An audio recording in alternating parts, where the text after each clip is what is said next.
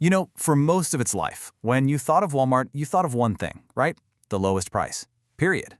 But recently, something big has been happening inside those stores. America's biggest retailer quietly pulled off one of the most surprising transformations in business, attracting a kind of customer that just a few years ago would have been totally unthinkable.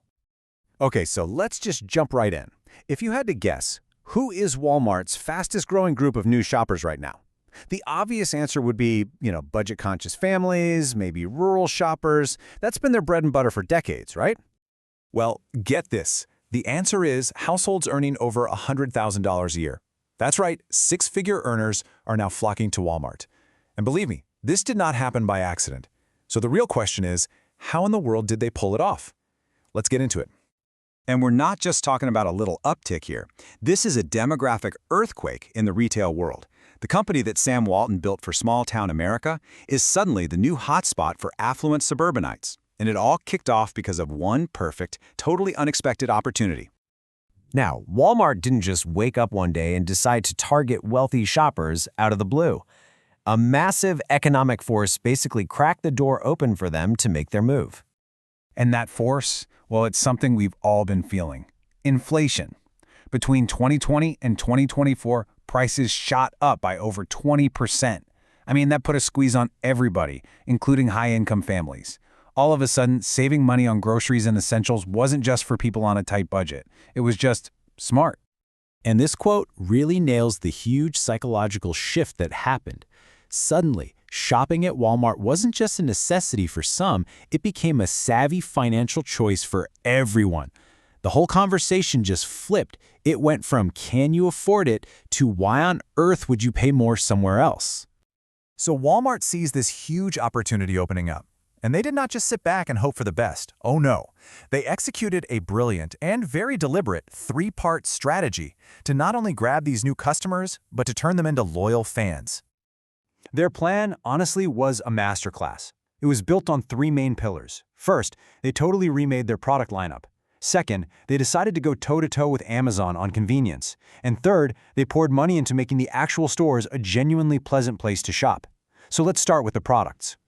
They launched this brand new premium private label called Better Goods. And look, this wasn't just generic knockoff stuff. We're talking products aimed right at the modern, health-conscious foodie. Think gourmet Calabrian chili pasta sauce, trendy oat milk ice cream, and plant-based snacks you'd normally have to go to Whole Foods to find.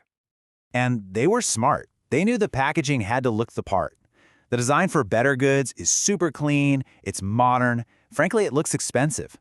The whole idea was that you could put this in your pantry and it would look right at home, getting rid of any of that old stigma about buying a store brand. All right, part 2 of the playbook, winning on convenience. Walmart launched Walmart Plus, which was a direct shot across the bow at Amazon Prime, but cheaper.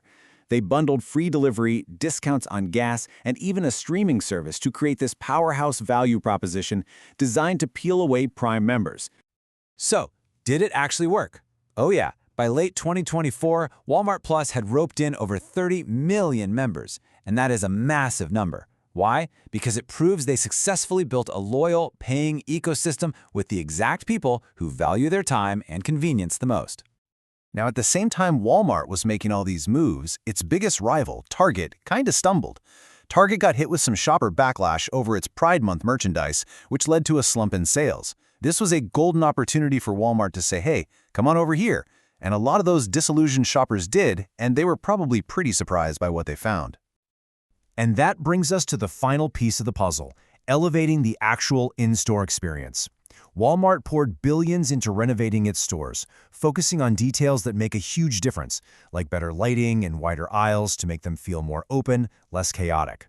They especially upgraded the fresh food sections to make it feel less like a warehouse and more like a modern grocery store you actually want to spend time in. So you've got better products, you've got unbeatable convenience, and you have stores that are actually nice to be in. All the pieces were now in place for this huge cultural shift in how people saw the Walmart brand. And then, of course, social media took over. Influencers started posting their hauls, using hashtags like #WalmartFinds to show off really trendy clothes and home decor they found. This created this incredible social proof.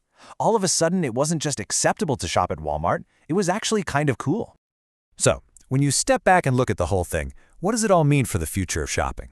Well, what Walmart did has pretty much rewritten the rules for any mass-market retailer out there. So what's the big takeaway from all this? It really comes down to this new formula for success. See, it's not enough anymore to just be the cheapest.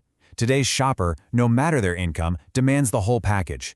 Great value, of course, but also real quality and seamless convenience. Walmart didn't just understand this equation, they absolutely mastered it. By layering quality and convenience right on top of their famous low prices, Walmart fundamentally changed who they are. They prove that value isn't just for the budget-conscious, it's for the smart-conscious, and that's a lesson for the entire retail industry. The only question left is, who's going to be next?